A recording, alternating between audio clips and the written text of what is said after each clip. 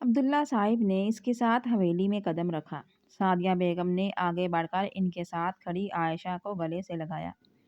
وہ جو گھبرائی ہوئی تھی اب کچھ پرسکون ہوئی۔ سانس تو لینے دو اسے، اتنا لمبا سفر کر کے آئے ہیں۔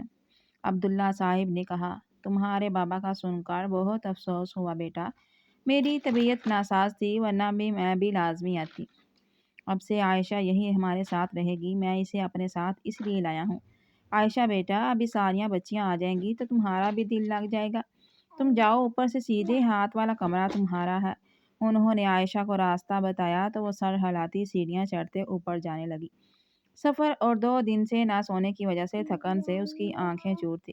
کیا بات ہے، سب خیر تو ہے؟ آپ تو عائشہ کے باپ کی طبیعت کے سلسلے میں گئے تھے، پھر اچانک ان کی وفات کے بعد آپ اسے گھر لے آئے؟ ہاں، بس بیچاری بچی۔ سلیمان کا جنازہ اٹھا ہی تھا کہ اس کے چچا جائیداد کے دعوے دار بن کر آ گئے۔ وہ بچی تو غم میں تھی، سلیمان نے آخری وقت میں اسے میری سربراہی میں دے دیا تھا کیونکہ اس کے اپنے بھائیوں پر اسے بھروسہ نہیں تھا۔ اچھا کیا، ورنہ اس بیچاری کا کیا حال ہوتا؟ ابھی تو وہ خود صدمے میں ہے، رشتہ داروں کی چلاکیاں تو اسے کھا ہی جاتی۔ سعدیہ بیگم افسوس سے بولی، کوشش کرنا اسے کوئی تکلیف نہ ہو۔ سلیمان میرے دور کا کزن ہونے کے ساتھ بہترین دوست بھی رہا ہے۔ عائشہ کی ماں تو اس کے بچپن میں ہی گزر گئی، اس نے زیادہ تر وقت سلیمان کے ساتھ ہی گزارا ہے۔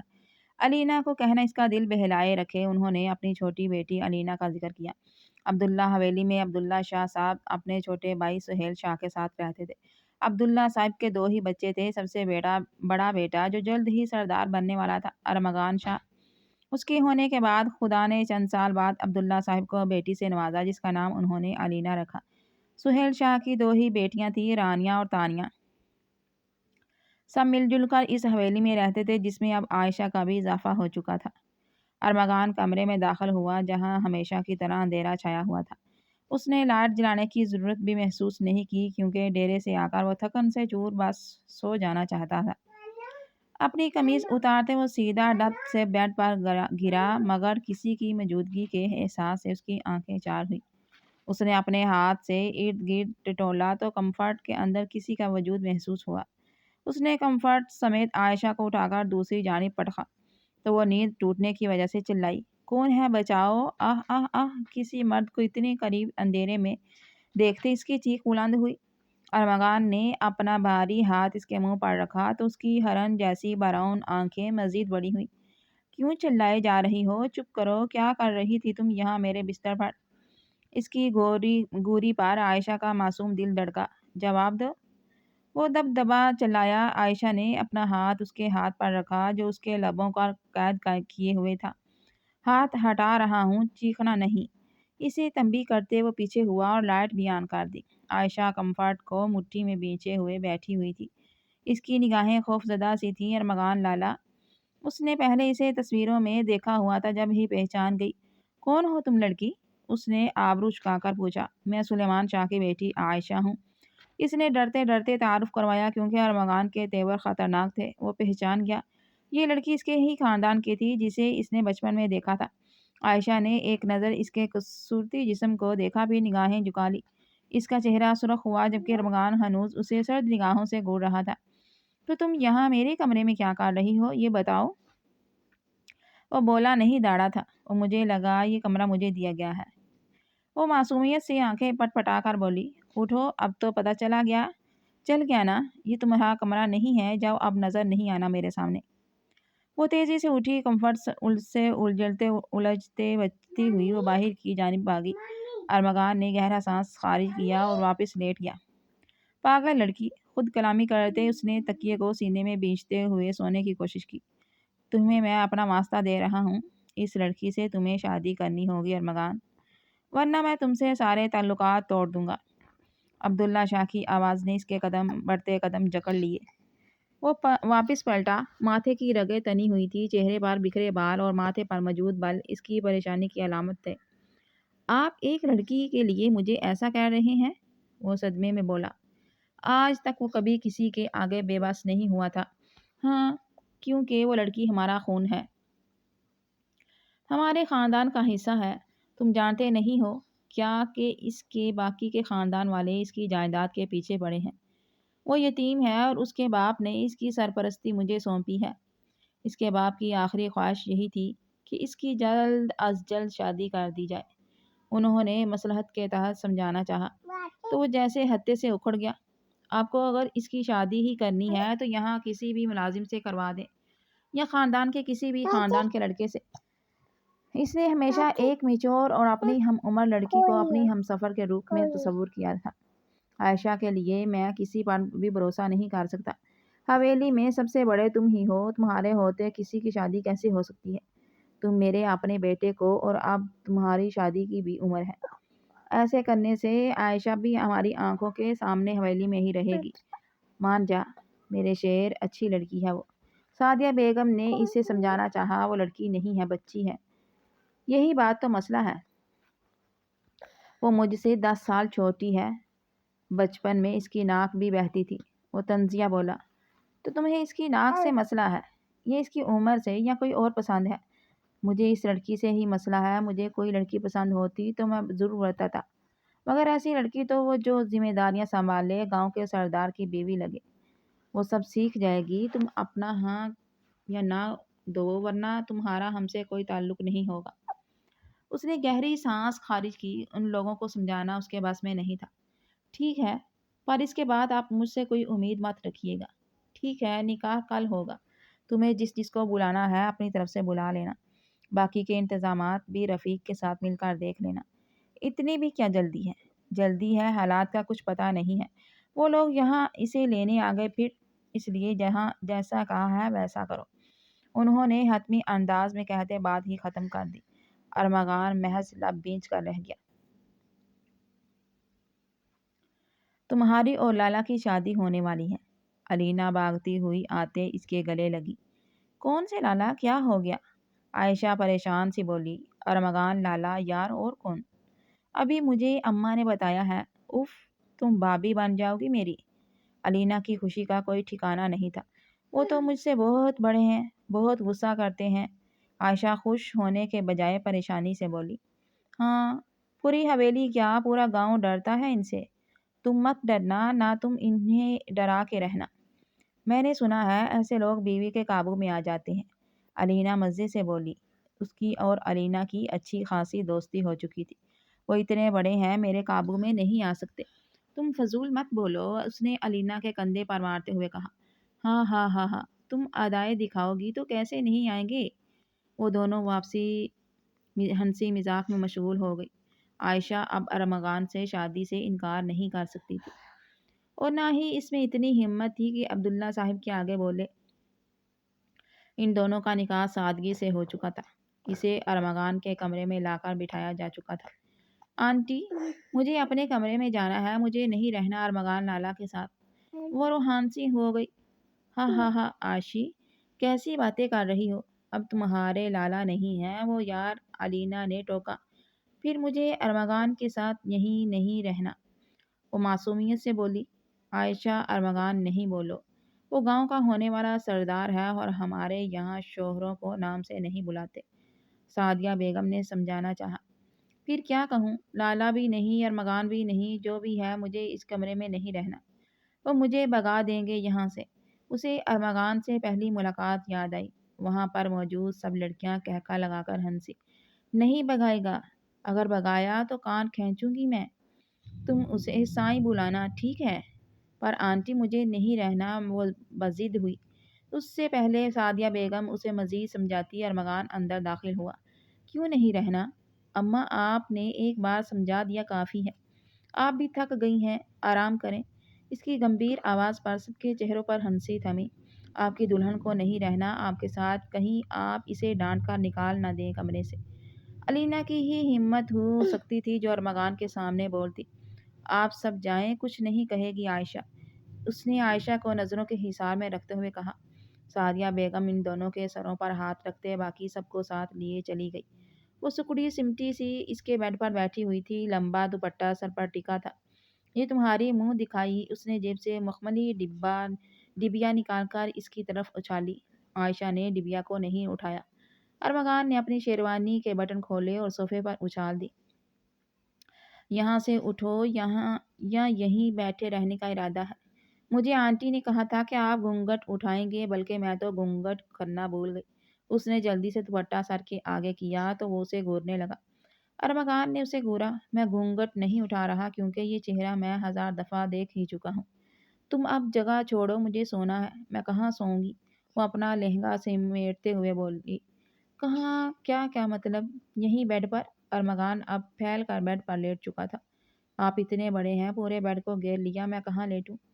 پہلے چینج کر کے آؤ۔ تم اٹھ رہی ہو یا میں اٹھ جاؤں؟ وہ بولا نہیں داڑا تھا۔ عائشہ جلدی جلدی واش روم کی جانب بھاگی۔ کیا ہوا لڑکی، کیا سو گئی؟ اتنی دیر؟ اس کی انا آنے پر ارمغان واش روم کا دروازہ دڑ دڑ دھڑاتے ہوئے بولا۔ وہ میری ڈوری نہیں کھل رہی؟ اس کی آواز مترنم تھی۔ دروازہ کھولو۔ نہیں، آپ آنٹی یا علینا کو بلا دیں، اس وقت کوئی نہیں آئے گا۔ ساری رات یہیں کھڑی رہو یا دروازہ کھول دو۔ اس کی دھمکی پر لب کچلتے اس نے دروازہ کھولا۔ ارمغان نے نگاہ سامنے اٹھائی جہاں اس کی مرمری کی کمر آدھی نمایاں ہو رہی تھی۔ عائشہ نے آنکھیں میچ لی۔ آج سے پہلے اس نے کسی مرد کا سامنا نہیں کیا تھا۔ ارمغان نے اس کی آدھی ڈوریوں کو کھولنا شروع کیا۔ جیسے جیسے ڈوریاں کھلتی گئی ارمغان نے نظریں چرا لی۔ وہ جلدی جلدی ڈوریاں کھولتے دروازہ بند کرتے باہر آیا۔ عائشہ کا سانس بحال ہوا۔ وہ چینج کرتے باہر آئی تو ارمغان اندھیرا کیے لیٹ چکا تھا۔ وہ بھی ارمغان کے برابر میں جگہ ٹٹولتے ہوئے لیٹ گئی۔ صبح اس کی آنکھ کھلی تو عائشہ کو اٹھا ترچھا لیٹے ہوئے پایا۔ اس کی ایک ٹانگ ارمغان کے اوپر رکھی ہوئی تھی جبکہ ہاتھ اس کے سینے پر دھرا تھا۔ وہ اپنے معمول کے مطابق وقت پر اٹھ چکا تھا۔ اٹھو لڑکی، اس نے عائشہ کو اٹھانا چاہا مگر وہ کروٹ بدل کر اس کے سینے میں دونوں ہاتھ ڈالے سونے لگی۔ اٹھو ورنہ میں نے اٹھایا تو اچھا نہیں ہوگا۔ ارمغان نے اس کا کندھا پکڑ کر جھنجھوڑا تو جیسے گہری نیند سے جاگی۔ کیا ہوا؟ عائشہ حواس باختہ سی بولی۔ اٹھو اور فریش ہو جاؤ جلدی سے۔ مجھے اس وقت اٹھنے کی عادت ہے تو تم بھی اپنی عادتیں درست کرو، اس نے عائشہ کو کہا اور اپنی جگہ سے اٹھا۔ جی؟ وہ آنکھیں مسلتے ہوئے بولی۔ جی نہیں، اٹھو، فریش ہو، 5 منٹ ہیں تمہارے پاس ورنہ ابھی اسی حلیے میں نیچے لے جاؤں گا۔ اس کی دھمکی کا اثر تھا کہ وہ جلدی سے اٹھ کر واش روم میں بند ہوئی۔ چند منٹ باہر آئی تو ارمغان بھی فریش ہونے گیا۔ سادہ سے لان کے سوٹ میں وہ اپنے طور پر تیار ہو چکی تھی۔ ارمغان نے اسے گھورا۔ چوڑیاں پہنو، اب تم بیوی ہو میری، گاؤں کی سردارنی ہو۔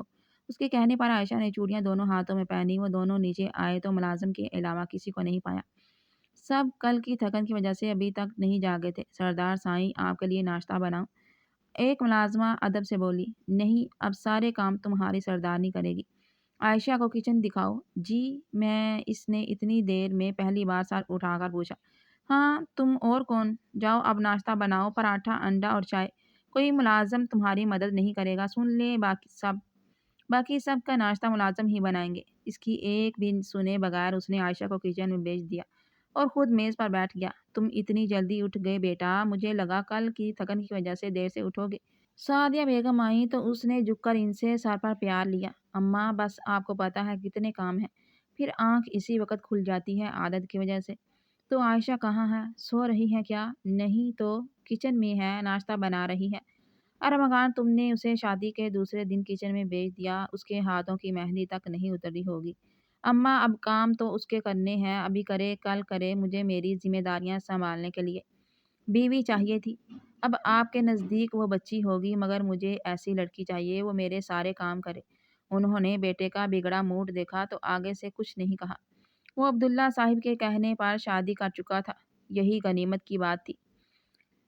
کچھ دیر بعد سب ہی ناشتے کی میز پر آ چکے تھے۔ عائشہ کہاں ہے؟ اماں، علینا نے سب سے پہلے پوچھا۔ عائشہ بھابھی بولو، رشتے میں بڑی ہے تم سے۔ ابھی وہ عائشہ کا ذکر کر ہی رہی تھی کہ وہ سر جھکائے ٹرے لے کر آئی اور ٹرے ارمغان کے سامنے رکھ دی۔ سب حیرت سے عائشہ کو دیکھنے لگے جو شادی کے دوسرے ہی دن کام کر رہی تھی۔ باقی کا ناشتہ ملازم میز پر لگا رہے تھے۔ عبداللہ صاحب نے بھی بیٹے کو گھورا۔ یہ کیا ہے؟ ارمغان نے حیرت سے کہتے پراٹھا اٹھایا جو کسی نقشے کی طرح دیکھ رہا تھا اور جگہ جگہ سے جلا ہوا بھی تھا۔ اس نے آج تک ایسا پراٹھا نہیں دیکھا تھا۔ لالا کو کیا پتا نہیں تھا کہ بھابھی کو کھانا بنانا نہیں آتا۔ تانیہ کی تو ہنسی چھوٹ گئی جبکہ عبداللہ صاحب کے چہرے پر بھی دبی دبی مسکان تھی۔ یہ پراٹھا ہے؟ میں نے بنایا ہے، آپ نے کہا تھا خود بنانا۔ یہ پراٹھا ہے؟ تو ایسا پراٹھا دنیا میں اب تک ایجاد نہیں ہوا۔ تمہیں نہیں آتا تھا بنانا تو بتایا کیوں نہیں تم نے؟ اب آپ آپی سے کوئی کام نہیں کروا سکتے لالا، آپ کا پروگرام تو بڑھ گیا۔ تانیہ کی ہمت تھی جو ارمغان کے سامنے کچھ بولے اور وہ اسے کچھ نہ کہے سوائے گھورنے کے۔ آپ نے بتانے کا موقع کب دیا؟ وہ سر جھکائے بولی، یہ انڈا ہے، اس انڈے پر مرغی بھی افسوس کر رہی ہوگی۔ ارمغان نے انڈے کو دیکھا جو جلا ہوا تھا اور اس میں چھلکے بھی لگے ہوئے تھے۔ بھائی دیکھو تم اس سے کام نہیں کروا سکتے اب۔ آؤ عائشہ بیٹھو بس ناشتہ کرو۔ اس نے یہ ناشتہ بنوایا تو یہی کھائے گا۔ عبداللہ صاحب بولے تو عائشہ کرسی گھسیٹ کر اس کے برابر میں بیٹھ ہی گئی۔ جیل میں قیدیوں کو بھی ایسا ناشتہ نصیب نہیں ہوتا۔ وہ جل کر بولا، ہاں ہاں ہاں، لالا کے لیے اب بابی روز یہی بنائے گا۔ علینا مزے سے بولی، لیکن اس کا مطلب یہ نہیں کہ عائشہ ناشتہ نہیں بنائے گی۔ جب تک اسے بنانا نہیں آ جاتا وہ بنائے گی۔ ارمغان نے دوسرا رکھا ہوا پراٹھا پلیٹ میں اتارتے ہوئے کہا۔ عائشہ روحان سی صورت بنائے اپنے بنائے گئے ناشتے کو دیکھنے لگی جس پر اسے مزید محنت کرنی تھی۔ مم، میں یہ بےہودہ لباس نہیں پہنوں گی۔ 19 سالہ عائشہ سلیو لیس ساڑی کو دیکھتے خوف سے بولی، جبکہ اس کی کزن اسے غصے سے گھورنے لگی۔ عائشہ کا نکاح ارمغان شاہ سے ہوا تھا جو پورے گاؤں میں ظالم و ڈیرے کے نام سے مشہور تھا، پر وہ عائشہ کی کم عمری کی وجہ سے اسے بیوی تسلیم کرنے سے انکاری تھا۔ آج اس کی کزن نے زبردستی سے تیار کر کے ارمغان کے کمرے میں بھیجا تھا، جبکہ وہ خوف سے کانپتے ہاتھوں میں چائے پکڑے ارمغان کے سامنے کھڑی تھی اور غصے سے اسے باہر جانے کا کہنے والا تھا۔ اس کی حالت دیکھ کھڑے ہوتے اس کے مقابل آیا۔ نظریں اچانک تبدیل ہوئی تھی۔ آج سے پہلے وہ صنف نازک کے قریب بھی نہیں بڑھا تھا۔ کیا ہوا؟ کام کیوں رہی ہو؟ ارمغان نے اسے اپنی پرشوق نظروں کی حصار میں رکھتے ہوئے کہا۔ نہیں تو، میں تو چائے لائی تھی۔ اس نے چائے آگے بڑھائی۔ ارمغان نے چائے اس کے ہاتھ سے لے کر ٹیبل پر رکھی اور خود اس کا ہاتھ پکڑا جہاں بڑی بڑی چوڑیاں موجود تھیں۔ ارمغان نے اس کی چوڑیوں پر ہاتھ پھیرا تو ان کی کھنک کمرے میں گونجی۔ مجھے جانا ہے، شاید اماں بلا رہی ہیں، پر مجھے تو اماں کی کوئی آواز نہیں آئی۔ اس نے عائشہ کی کلائی زور سے جکڑی۔ کوئی نہیں بلا رہا، تمہارے کان بج رہے ہیں۔ پر یہ ساڑی ہے، اس کا پلو گرائے رکھو گی تو یہ خراب ہوگی۔ اس نے عائشہ کی ساڑی کا پلو سمیٹ کر کندھے پر رکھا۔ اس کی کمر نمایاں ہونے لگی۔ ارمغان نے اس کی کمر کو پکڑا اور اسے نزدیک کھینچا۔ عائشہ اس کے تو انا سینے سے ٹکرائی۔ آج وہ کوئی بچی نہیں بلکہ ایک بھرپور عورت لگ رہی تھی۔ ساڑی کیوں پہنی؟ اس نے سنجیدگی سے پوچھتے اس کے چہرے پر جولتی لٹ کو انگلی کی مدد سے کان کے پیچھے اڑاسا۔ میں نے خود نہیں پہنی، سب نے مل کر زبردستی پہنا دی۔ میں نہیں پہنوں گی آئندہ، اس نے معصومیت سے کہا۔ کہیں وہ غصہ نہ ہو جائے۔ کیوں نہیں پہنو گی؟ اب سے تم یہی پہنو گی، بس کمرے سے باہر کیوں نہیں؟ کیوں نہیں کہ میں نہیں چاہتا کہ کوئی تمہیں اس حال میں دیکھے۔ آنکھیں نوچ لوں گا میں اس کی، کسی لڑکی کو بھی اپنا روپ تم نے دکھایا تو۔ ارمغان نے دھمکی دی۔ اس کی گردن ارمغان کے سامنے تھی۔ وہ اس کی گردن پر جھکا۔ شوق کی چبھن سے عائشہ کو کرنٹ سا لگا۔ وہ خود نہیں جانتا تھا کہ یہ کیسا نشہ اس کے سر پر چھایا ہوا تھا۔ آج یہ لڑکی بری نہیں لگ رہی تھی۔ وہ بے خودی میں اس کی گردن سے ہوتا اس کی سانسوں پر قابض ہو گیا۔ عائشہ اس کی گرفت میں پھڑ پھڑا کر رہ گئی۔ سائیں سائیں کی جان، اس کے لبوں کو چومتے وہ مدہوش سا ہونے لگا۔ میری سانس رک رہی ہے۔ وہ دبدبا چلائی۔ ارمغان نے اس کی حالت کے پیش نظر اپنا سر اس کے سر سے ٹکایا۔ عائشہ کا وجود ہلکے ہلکے لرز رہا تھا۔ آپ مجھے یہاں کس نہیں کر سکتے؟ کیوں؟ میں تمہیں ہر جگہ کس کر سکتا ہوں۔ اماں کہتی تھی کہ گال کے علاوہ کہیں کسی کس نہیں کرواتے کسی سے۔ وہ معصومیت سے بولی تو ارمغان قہقہ لگا کر ہنسا۔ پر میں کسی سے نہیں ڈروں گا، میں نہیں تمہارا شوہر ہوں، تم مجھے روک نہیں سکتی۔ ارمغان اب کی بار مزید شدت سے اسے چھونے لگا۔ اس سے پہلے وہ بالکل اس کی سانسیں بند کر دینا۔ دروازے پر دستک ہوئی۔ کون ہے؟ وہ بد مزہ سا پیچھے ہوا مگر عائشہ کو اپنی گرفت سے آزاد نہیں کیا۔ میں ہوں لالا، علینا کی آواز ابھری۔ عائشہ اس کے سینے پر سر ٹکائے سانس بحال کرنے کی کوشش میں ہلکان ہو رہی تھی۔ ابھی تو جان بخش رہا ہوں مگر یہ مت سمجھنا کہ جان بخشی ہو گئی تمہاری۔ حلیہ درست کرو ورنہ کوئی بھی پہچان لے گا۔ وہ معنی خیزی سے اس کے ہونٹوں پر انگلی پھیرتے ہوئے مسکرایا۔ اس کی سرخ ہونٹ، بکھرے بال اور گردن پر موجود نشان اس کے اوپر چھاپ چھوڑ رہی تھی۔ ارمغان نے کچھ دیر بعد دروازہ کھولا اور باہر نکل گیا۔ علینا اور رانیہ اندر آئیں تو دونوں ایک دوسرے کو دیکھتے معنی خیز سے مسکرائیں۔ البتہ عائشہ کے گال تپ کر سرخ ہو چکے تھے۔ کیا ہوا؟ تم دونوں مجھے ایسے کیوں دیکھ رہی ہو؟ وہ خجل ہوئی۔ کیونکہ ہماری تیاری کا اثر دکھ رہا ہے تم پر، اتنی جو نکھری نکھری لگ رہی ہو۔ لالا نے ایسا کیا کر دیا؟ بدتمیزی نہ کرو، کچھ نہیں کیا۔ وہ جھینپ گئی۔ اچھا، اور یہ گردن پر تو کسی مچھر یا کیڑے نے کاٹا ہوگا؟ رانیہ نے علینا کے ہاتھ پر تالی مارتے ہوئے کہا۔ ہاں، وہی مچھر تھا۔ تم ہمارے لالا کو مچھر کہہ رہی ہو؟ علینا نے کمر پر ہاتھ ٹکا کر لڑاکانہ انداز میں کہا۔ نہیں تو میں نہیں کہہ رہی، وہ جلدی سے بولی۔ ہاں ہاں ہاں، یعنی تم مان رہی ہو کہ یہ نشان لالا نے چھوڑا ہے؟ اف، میں باہر جا رہی ہوں۔ تم دونوں بھی آ جانا۔ ان دونوں کی باتوں سے گھبرا کر وہ باہر کی جانب بھاگی تو وہ دونوں بھی اس کے پیچھے پیچھے گئی۔ ادھر آؤ۔ تم نے کیوں اماں کو منع کیا ہے کالج میں داخلہ لینے کے لیے؟ تمہارا صرف 1 سال رہتا ہے کالج کا، علینا کے ساتھ مکمل کر لو۔ وہ مجرموں کی طرح سر جھکائے کھڑی تھی۔ بولو، اب کیوں مجھے نہیں پڑھنا؟ اب مجھ سے نہیں پڑھنا، یا پڑھائی میں کوئی دلچسپی ہی نہیں ہے؟ ارمغان نے آبرو اچکا کر پوچھا۔ مجھے پڑھائی نہیں کرنی، شادی کے بعد میری کسی دوست نے نہیں پڑھا۔ وہ منہ بنا کر بولی۔ کیوں؟ تمہاری دوستوں نے نہیں پڑھا تو کیا تم بھی نہیں پڑھو گی؟ پھر کیا کرو گی؟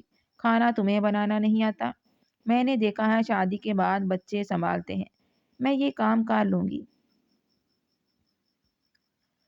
وہ معصومیت سے آنکھیں پٹ پٹا کر بولی۔ تو ان بچوں کو کیسے پڑھاؤ گی جب خود نہیں پڑھی لکھی ہوگی؟ ارمغان نے سمجھانا چاہا مگر وہ تو جیسے ماننے کو تیار نہیں تھی۔ کیوں انہیں ٹیچر پڑھائے گی؟ میں ان کا خیال رکھوں گی۔ ارمغان نے اسے کھینچ کر اپنے قریب لٹایا۔ اس کا سر ارمغان کے ایک ہاتھ پر تھا۔ اس کے ریشمی بالوں کا لمس اسے بلا لگ رہا تھا۔ اس کی معصومیت اور بولا پن نے ارمغان جیسے سخت دل انسان کو بھی موم کر دیا تھا۔ وہ آہستہ آہستہ اس کمرے میں اس کی موجودگی کا عادی ہوتا جا رہا تھا۔ تو وہ بچے تو ابھی ہیں ہی نہیں، تو کیا ہوا، آ جائیں گے؟ وہ شان بے نیازی سے بولی تو ارمغان قہقہ لگا کر ہنسا۔ ڈاؤن لوڈ نہیں کرنے جو آ جائیں گے، تم قریب ہوگی تو آئیں گے۔ اس نے عائشہ کے بالوں کو ناک کے قریب لگا کر سونگھا جن کی خوشبو اسے مدہوش کر رہی تھی۔ پر ابھی ہم پڑھ رہے تھے، اب یہ چالاکی کام نہیں آئے گی۔ تم پڑھو گی بھی اور ہمارے بچوں کو پڑھاؤ گی بھی۔ ارمغان لب دبا کر مسکراہٹ روکنے لگا۔ ہمارے بچے تو اور کس کے بچوں کو پالو گی؟ ابھی بچے نہیں، اس لیے پڑھ لو۔ پڑھ لوں گی، پر پڑھائے گا کون؟ میں پڑھاؤں گا ان کو۔ اس نے عائشہ کو اٹھایا، پھر اسے اپنی گود میں بٹھایا۔ میں بچی نہیں ہوں جو گود میں بٹھا رہے ہیں۔ اس کی شیوں کی چبھن عائشہ کو اپنے گردن پر محسوس ہو رہی تھی۔ اس کے رخسار تپ کر لال ہو گئے۔ تو پھر میرے ہونے والے بچوں کی اماں تو ہو، ایسے ہی پڑھانا پڑے گا تمہیں۔ ارمغان کا یہ روپ اس کے لیے نیا تھا۔ کیا لگایا ہے بالوں میں جو خوشبو آ رہی ہے؟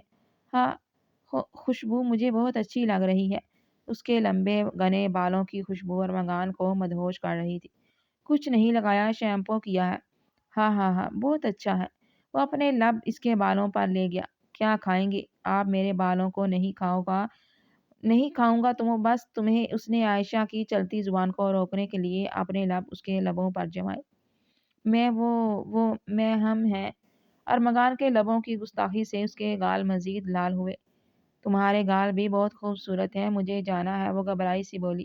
اب کہیں نہیں جانا، بس میرے ساتھ رہو۔ آہستہ آہستہ عائشہ کی ساری مزاحمتیں اس کے آگے دم توڑتی چلی گئیں۔ ان دونوں کے ملن پر کھڑکی سے جھانکتا چاند بادلوں کی اوٹ میں چھپ چکا تھا۔ وہ کالج کے گیٹ کے باہر آئی۔ آج رانیہ کالج نہیں آئی تھی۔ وہ علینا کے ساتھ اپنی دوستوں کے پاس کھڑی باتوں میں مصروف تھی کہ ان میں سے ایک لڑکی نے اس کی توجہ سامنے آ کر رکی گاڑی پر دلائی جس میں ارمغان بیٹھا ہوا تھا۔ ان دونوں کو ہمیشہ ڈرائیو لینے آتا تھا مگر آج وہ چھٹی پر تھا۔ سیاہ سن گلاسز لگائے اور سفید شلوار قمیض میں ملبوس وجیہہ لگ رہا تھا۔ بال بکھرے ہوئے اس کے ماتھے پر آ رہے تھے جبکہ تیکھے نقوش ہمیشہ کی طرح سنجیدہ سے تھے۔ وہ دیکھو، آج علینا کا بھائی لینے آیا ہے، کتنا ہینڈسم ہے یار۔ وہ لڑکی حسرت بھری نگاہوں سے ارمغان کو دیکھنے لگی۔ ارمغان اب گاڑی سے باہر نکل کر کھڑا ہو چکا تھا اور ان دونوں کو آنے کا اشارہ کر رہا تھا۔ دھوپ میں اس کی سرخ و سفید رنگت مزید چمک رہی تھی۔ ہینڈسم تو ہے، علینا ہم سے کسی ایک کو اپنی بھابھی بنا لے تو کیا ہی بات ہوگی۔ وہ سب عائشہ کی شادی سے بے خبر تھی۔ عائشہ کا چہرہ غصے سے سرخ ہوا۔ اس نے ہاتھوں کی مٹھیاں ضبط سے بھینچی۔ ہو سکتا ہے ان کی شادی ہو گئی ہو، عائشہ بولی، جبکہ علینا اس کا چہرہ دیکھتی اپنی ہنسی ضبط کر کے رہ گئی۔ نہیں یار، لگتا تو نہیں، ورنہ کون بیوی ہوگی جو اپنے شوہر کو گرلز کالج بھیج دے ایسے تنہا۔ اس کی دوست کی نظریں اب بھی ارمغان پر جمی تھی۔ عائشہ بغیر کچھ بولے تن فن کرتی ارمغان کے پاس آئی۔ آپ یہاں ہمیں لینے کیوں آئے ہیں؟ وہ کمر پر ہاتھ ٹکا کر لڑکانہ انداز میں بولی۔ تو وہ حیران ہوا۔ اتنی گرمی میں تمہیں لینے آیا ہوں اور تم ایسے کہہ رہی ہو؟ سوچا آج اپنی بیوی کو پک کر کے آئس کریم کھلاؤں گا۔ تو میں گھر آ جاتی تب چل جاتے۔ گرلز کالج ہے، یہ پتہ ہے کتنی لڑکیاں ہوتی ہیں؟ ہاں تو گرلز کالج میں لڑکیاں ہی ہوں گی، تمہارا چہرہ بھی دیکھو دھوپ سے سرخ ہو رہا ہے۔ وہ نہ سمجھی سے بولا۔ تو یہ لڑکیاں آپ کو دیکھ رہی ہیں ایسے جیسے کھا جائیں گی؟ کیا ضرورت تھی سفید رنگ کا قمیض شلوار پہننے کی؟ اف، تو تمہارا چہرہ جیلسی کی وجہ سے سرخ ہو رہا ہے؟ ہاں ہاں ہاں، مجھے بتاتی میں پہلے تو مل کر سب کا ہی جیلس کر دیتے۔ اس نے عائشہ کا ہاتھ پکڑا اور اپنے گلاسز اس کے چہرے پر لگا دیے۔ مجھے دیکھ کر مسکرائی، ادھر ادھر مت دیکھیں، اسے مسکرا کر ہدایت دیتے۔ عائشہ نے اس کی شرٹ کا کالر اچک کر درست کرنا چاہا، مگر وہ اس سے کافی اونچا تھا۔ جھک جائیں تھوڑا، میرا ہاتھ نہیں پہنچ رہا۔ جو حکم۔ ارمغان ذرا جھکا تو عائشہ اس کا کالر درست کرنے لگی۔ وہ ناپرست انسان اس چھوٹی سی لڑکی کے آگے جھک چکا تھا۔ اس سے کچھ دور کھڑی لڑکیوں کے منہ کھل گئے۔ منہ بند کر لو، مکھی چلی جائے گی یار، علینا بولی۔ یار یہ تمہاری کزن تمہارے بھائی سے زیادہ فری ہو رہی ہے، وہی لڑکی ناک چڑھا کر بولی۔ کیونکہ ایک وہی لڑکی ہے جو لالا سے فری ہو سکتی ہے پوری دنیا میں، ان کی بیوی جو ٹھہری۔ علینا ان لوگوں کو آگاہ کرتی جانے کے لیے مڑی۔ باقی سب کا اپنا منہ سا منہ لے کر رہ گئے۔ اب چلیں یا اور جیلس کرنا ہے کسی کو؟ ارمغان اسے گھورتے ہوئے بولا۔ ہاں ہاں ہاں، نہیں۔ وہ ارمغان کے ساتھ آگے بیٹھ گئی جبکہ علینا نے پیچھے کی سیٹ سنبھال لی۔ وہ شیشے میں کھڑی خود کو دیکھ رہی تھی۔ نکھری نکھری رنگت پر سرخ رنگ کا سوٹ جچ رہا تھا۔ ان دونوں کو ساتھ رہتے چند ہفتے ہو چکے تھے۔ ان ہفتوں میں ارمغان کی شدتوں بری محبت نے اسے سر تا پیر نکھار دیا تھا۔ وہ ابھی خود کو دیکھ ہی رہی تھی کہ اس کا موبائل بجا۔ اسے لگا ارمغان کی کال ہے، جب ہی بغیر دیکھے اٹھا لی۔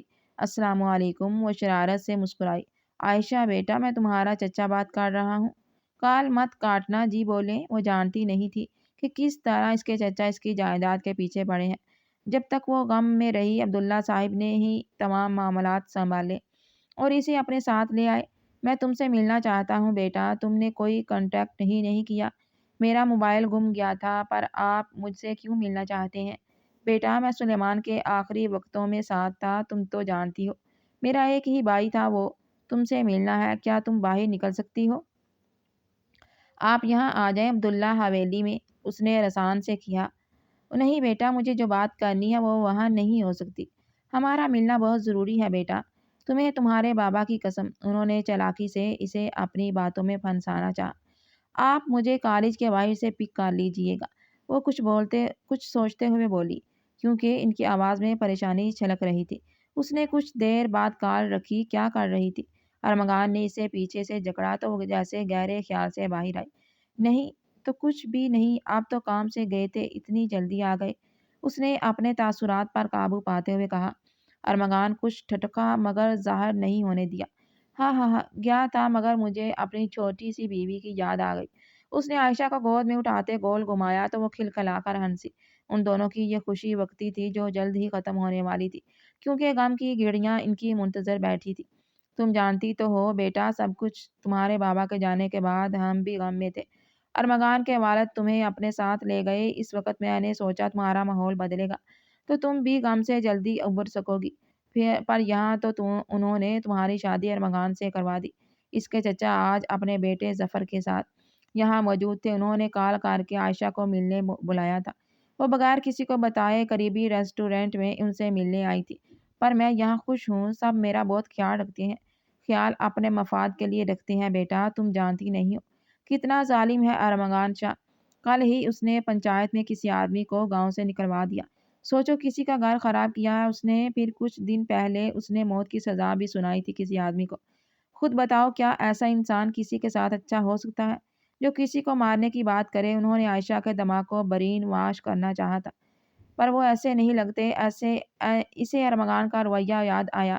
کیوں، تمہیں کیا لگتا ہے کہ ہم جھوٹ کہہ رہے ہیں؟ تمہیں یقین نہیں تو گاؤں کے کسی بھی آدمی سے پوچھ لینا، اسے تمہارے ساتھ رہتے ہوئے چند ہفتے ہوئے ہیں۔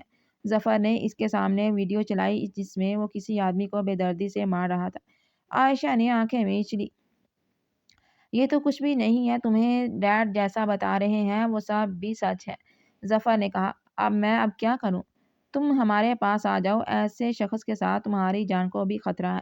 ابھی گھر جاؤ، پھر تم بتانا، ہم تمہیں آ کر لے جائیں گے۔ تم خود دیکھ لینا، جب تم جانے کی بات کرو گی تو وہ صاف منع کر دے گا۔ غفور چچا نے سمجھانا چاہا۔ ٹھیک ہے، اس نے محض سر ہلا دیا۔ اس کے دل میں ارمغان کے خلاف بہت سی باتیں چل رہی تھی۔ ارمغان فریش ہو کر کپڑے بدلتے کاؤچ پر بیٹھا چائے سے لطف اندوز ہو رہا تھا۔ اس نے چائے کا سپ لیا۔ سامنے ہی عائشہ کبھی چیزوں کو ادھر ادھر رکھ رہی تھی، کبھی بیڈ کی چادر ٹھیک کر رہی تھی۔ شاید وہ کسی کشمکش میں تھی۔ مجھے اپنے گھر جانا ہے، اس نے اچانک کہا۔ ارمغان نے ماتھے پر موجود بالوں میں اضافہ ہوا۔ یہی تمہارا گھر ہے اب؟ وہ جانتا تھا کہ اس کا اپنے چچا کے گھر جانا ٹھیک نہیں ہے، کیونکہ میرا میکا ہے، میرے بابا کا گھر بھی میرا گھر ہے، مجھے جانا ہے وہاں۔ اس کی باتوں میں باغیانہ پن واضح تھا۔ اچھا، چلنا پر میرے ساتھ؟ نہیں، مجھے وہاں رکنا ہے کچھ دن۔ کیوں رکنا ہے؟ وہاں اب کچھ نہیں ہے تمہارا بابا اب دنیا میں نہیں ہے، رہے جو رشتے دار ہیں وہ نام کی ہیں۔ ارمغان دو ٹوک انداز میں بولا۔ آپ مجھے روک نہیں سکتے وہاں جانے سے، مجھے جانا ہے بس۔ اس کے ذہن پر جیسے ضد سوار تھی۔ یہ کس انداز میں بات کر رہی ہو تم؟ ہاں، کس نے پٹیاں پڑھائی ہیں تمہیں؟ وہ اپنی جگہ سے اٹھا اور اس کے بازو کو جکڑا۔ آپ مجھ سے اس ٹون میں بات نہیں کریں گے، یہ نہیں سمجھے میرے آگے پیچھے کوئی نہیں ہے۔ وہ سمجھ چکا تھا کہ کسی نے لازمی اسے بھڑکایا ہے۔ تم ہوش میں نہیں ہو شاید جب ایسی ہی باتیں کر رہی ہو۔ آپ مجھے روک کیوں رہے ہیں؟ کیسا ڈر ہے آپ کو؟ اس نے اپنی نگاہیں آج پہلی بار بے خوفی سے اس کی آنکھوں سے ملائیں۔ ارمغان نے اپنے ہاتھوں کا دباؤ اس کے ہاتھوں پر دیا۔ بالکل بھول گئی ہو کہ سامنے کون کھڑا ہے؟ ایک ایک کو دکھا لوں گا جس نے تمہیں میرے خلاف کیا ہے۔ میرے درد ہو رہے ہیں، چھوڑے مجھے۔ اس کی آنکھوں میں آنسو آ گئے۔ ارمغان نے اپنی گرفت نرم کی۔ عائشہ نرم گرفت پا کر اس کے حصار سے نکلی۔ چھوڑنے کے لیے نہیں اپنایا تمہیں، تم اپنی مرضی سے میری زندگی میں شامل ہوئی ہو۔ میرے چچا نے مجھ سے مل کر مجھے سب کچھ سچ بتا دیا ہے۔ قاتل ہیں آپ، ظالم ہیں۔ ارمغان کا ہاتھ اٹھا اور اس کے گال پر بھاپ چھوڑتا چلا گیا۔ اس نے بے یقین نظروں سے اسے دیکھا۔ واٹ؟ تم ان سے کب ملے؟ تم میری اجازت کے بغیر حویلی سے کیسے نکلی؟ ارمغان نے سامنے رکھا گلدان اٹھا کر دیوار پر دے مارا۔ وہ موقع پاتے ہی دروازے سے باہر کی جانب بھاگی۔ ارمغان بھی ایک جست میں اس کے پیچھے آیا۔ اسے ارمغان کی سرخ آنکھوں سے خوف آنے لگا۔ کیا ہو گیا ارمغان، ایسے کیوں اس کے پیچھے آ رہے ہو؟ ہوش میں تو ہو؟ سعدیہ بیگم نے اس کے تیور دیکھے تو اسے ٹوکا۔ عائشہ خود کو بچانے کے لیے ان کے پیچھے چھپ گئی۔ پوچھیں اس سے، یہ اپنے چچا سے ملنے بغیر بتائے گئی اور اب بات یہاں تک آ گئی کہ ان سے ملنے اور ان کے ساتھ رہنے جانا چاہتی ہے۔ ارمغان تحمل سے کام لو بیٹا، وہ نادان اور انجان ہے۔ صاحب جی، کوئی گاڑی آئی ہے سردارنی کو لینے، ڈرائیور بیٹھا ہے اس میں، ملازم نے آ کر اطلاع دی تو ارمغان کو مزید غصہ آیا۔ عبداللہ شاہ اس وقت گھر پر نہیں تھے، ورنہ وہ ضرور اسے اور ایسے اور حالات کو قابو کر لیتے۔ اگر یہ جانا چاہتی ہے تو جیسے جیسے میری زندگی میں آئی ہے ویسے ہی چلی جائے، مرضی ہے اس کی، وہ سخت دل بنا بولا۔ میں جا رہی ہوں، مجھے نہیں رہنا ان کے ساتھ۔ وہ ارمغان کے غصے سے بدظن ہو کر اپنا ہاتھ سعدیہ بیگم کے ہاتھ سے چھڑواتی حویلی کا دروازہ عبور کر گئی۔ عائشہ کی آنکھوں میں آنسو ہی آنسو تھے۔ ارمغان، روکو اسے، جانے دے اسے اماں، میں بھی دیکھتا ہوں کب تک رہتی ہے وہ وہاں۔ اگر آپ اس کے پیچھے گئیں تو میں آپ سے کبھی بات نہیں کروں گا۔ اس نے سعدیہ بیگم کو بھی اس کے پیچھے جانے سے روکا اور خود اپنے کمرے میں چلا گیا۔ کیسی ہو بیٹا، کوئی پریشانی تو نہیں تمہیں یہاں؟ غفور چچا نے اس کے کمرے میں داخل ہوتے ہوئے کہا۔ آج اسے یہاں رہتے ہوئے 3 دن ہو چکے تھے، ایسے میں اس کا دل بار بار ارمغان کو یاد کرتا جا رہا تھا، جسے وہ ڈپٹ کر چپ کروانے کی ناکام کوششیں کر رہی تھی۔ میں ٹھیک ہوں، بس حویلی کو یاد کر رہی ہوں۔ تم جانتی نہیں ہو وہاں کیا ہو رہا ہے، وہ لوگ تو ہمارے خون کے پیاسے ہو رہے ہیں۔ ظفر کے پیچھے انہوں نے آدمی تک لگا دیے ہیں۔ آپ لوگ میری وجہ سے اتنا پریشان ہو رہے ہیں، مجھے بالکل اچھا نہیں لگ رہا۔ اسی ارمغان کے اس قدر شدید رد عمل پر دکھ ہوا تھا۔ بیٹا یہ تو فرض ہے ہمارا، تم میرے مرحوم بھائی کی اکلوتی نشانی ہو، بس اب آخری حل یہی ہے اس کا کہ تم اس شخص سے طلاق لے لو۔ طلاق کا تو اس نے سوچا بھی نہیں تھا۔ وہ دن جو ان دونوں نے ساتھ گزارے تھے عائشہ کی آنکھوں کے سامنے آئے۔ میں سوچوں گی اس بارے میں، سوچو نہیں عمل کرو بیٹا۔ اسے گہری سوچوں میں چھوڑ کر وہ جا چکے تھے۔ ارمغان کی سیاہ پراڈو غفور چچا کی حویلی کے سامنے آ کر رکی۔ اس کے پیچھے دو گارڈز کی بھی گاڑیاں موجود تھیں۔ وہ سخت تیور لیے گاڑی سے اترا، کندھے پر موجود اپنی شال درست کی۔ حویلی کے چوکیدار نے اسے روکنا چاہا، مگر اس کے گارڈ اس کی راہ میں آنے والے ہر آدمی کو اپنے بس میں کر چکے تھے۔ عائشہ عائشہ عائشہ شاہ کہاں ہو، باہر آؤ۔ وہ حویلی کے لانچ میں کھڑا آواز دینے لگا۔ کہاں غصے چلے آ رہے ہو، یہ تمہاری حویلی نہیں ہے جہاں تم یوں گنڈا گردی کرو گے اور کوئی کچھ نہیں بولے گا۔ ظفر نے اس کے سینے پر ہاتھ رکھتے اسے پیچھے کرنا چاہا۔ میں یہاں اپنی بیوی کو لینے آیا ہوں، تم اپنی چونچ بند کرو ورنہ یہیں زندہ زمین میں گاڑ دوں گا۔ وہ بپھرے ہوئے شیر کی مانند گھرایا گھر کی عورتیں کھڑکیوں سے جھانک جھانک کر اسے دیکھ رہی تھیں۔ غفور چچا بھی اس کی آواز سن کر کمرے سے باہر آئے۔ وہ تمہارے ساتھ جانا نہیں چاہتی لڑکے، تم یوں زبردستی نہیں کر سکتے ہماری بیٹی کے ساتھ۔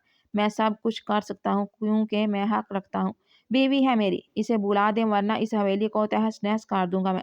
اس کی آواز پوری حویلی میں گونج رہی تھی۔ وہ تم سے طلاق لینا چاہتی ہے، جلد ہی خلا کا نوٹس تمہیں مل جائے گا، اب تم یہاں سے جا سکتے ہو۔ عائشہ تمہارے ساتھ نہیں رہنا چاہتی۔ ظفر نے اتنا ہی بولا کہ ارمغان کی برداشت کی حد جواب دے گئی۔ اس نے ظفر کے منہ پر موقع مارا۔ وہ ظفر کو زمین پر لٹا کر مارنے لگا۔ بیچ میں بولنے کا کسی نے کہا، ہاں میری بیوی کا نام اپنی زبان سے لیا تو زبان کھینچ لوں گا۔ ارمغان جیسے باڈی بلڈر کے آگے وہ ایک منٹ بھی ٹک نہیں پایا۔ چھوڑو میرے بیٹے کو، آرام سے بات کرو بیٹھ کر، غفور چچا نے سمجھانا چاہا۔ ٹھیک ہے، میری بیوی کو بلا دے، میں آپ کی اولاد کو چھوڑ دوں گا۔ اس نے ظفر کی قمیض کا کالر پکڑ کر کھڑا کیا۔ اس نے اپنی جیب سے ریوالور نکال کر ظفر کے سر پر رکھا۔ کیا کر رہے ہو، یہ پاگل ہو گئے ہو؟ غفور چچا اپنی بیٹے کی جان کو لے کر پریشان ہوئے، کیونکہ ارمغان کے ارادے خطرناک لگ رہے تھے۔ وہ کسی کو مارنے سے بھی دریغ نہ کرتا۔ عائشہ تم باہر آ رہی ہو یا میں اس لڑکے کے دماغ میں 6 کی 6 گولیاں اتار دوں؟ ظفر کی تو آواز ہی نہیں نکل رہی تھی، خوف سے اس کی آنکھیں باہر آنے کو تھی۔ عائشہ جو کھڑکی سے سارا منظر دیکھ رہی تھی، اس کی ضد کے آگے ہار مانتی سیڑھیوں سے اترتی اس کے سامنے آئی۔ سیاہ سوٹ کے اوپر کریم کلر کی شال پہنے بغیر کسی میک اپ کے وہ سیدھا ارمغان کے دل میں اتر رہی تھی۔ اس کا بس چلتا تو اسے دنیا سے چھپا کر اپنے پاس رکھ لیتا۔ کہیں کیا کام ہے مجھ سے آپ کو؟ ظفر کو چھوڑ دیں آپ پہلے اور تحمل سے بات کریں۔ نانا تحمل سے بات نہیں ہوگی اب۔ مجھے لگا تم ایک آدھا دن میں واپس آ جاؤ گی، مگر شاید تم بھول گئی تھی کہ اب تم ارمغان شاہ کی بیوی اور اس کی عزت ہو۔ ارمغان کی شعلہ باز نظریں اس کے چہرے پر جمی تھی۔ وہ اب ارمغان کی ضد اور انا کو ہوا میں دے رہی تھی۔ میں تحمل سے بات کروں، بات کرنے کو کچھ نہیں بچا۔ تم ابھی اور اسی وقت میرے ساتھ چل رہی ہو ورنہ یہاں خون بہے گا۔ آپ کو اور آتا ہی کیا ہے خون بہانے، لوگوں پر ظلم کرنے کے علاوہ۔ آپ جائیں یہاں سے، اس کی بات مت سننا۔ ظفر چلایا، تمہیں میں خود سے طلاق لینے نہیں دوں گا۔ تم یہاں میرے پاس آ رہی ہو یا میں اس کو مار دوں؟ بقول تمہارے میں بہت ظالم ہوں۔ ارمغان نے ایک فائر ہوا میں کیا تو عائشہ کی جان حلق میں آئی۔ عائشہ نے خود اس سے طلاق کی بات اب تک نہیں کی تھی، پر وہ جیسے پاگل ہونے کو تھا۔ آپ نے ظفر کو کچھ کیا تو میں خود کو مار لوں گی۔ عائشہ نے ٹیبل پر رکھی چھری اٹھا کر اپنی گردن پر رکھی۔ ارمغان نے جھٹکے سے ظفر کو چھوڑا اور اسے ہلنے کا موقع دیا بغیر اس نے عائشہ کو اپنی گرفت میں لیا۔ ارمغان نے اس کے ہاتھ سے چھری جھپٹ کر دور اچھالی۔ تمہیں اتنا ہی شوق ہے اپنی جان لینے کا تو مجھے بتاؤ، میری اجازت کے بغیر تم سانس نہیں لے سکتی، نہ ہی مر سکتی ہو۔ ارمغان نے اسے گود میں اٹھا لیا۔ عائشہ نے اس کے سینے پر مکے برسانا شروع کر دیے۔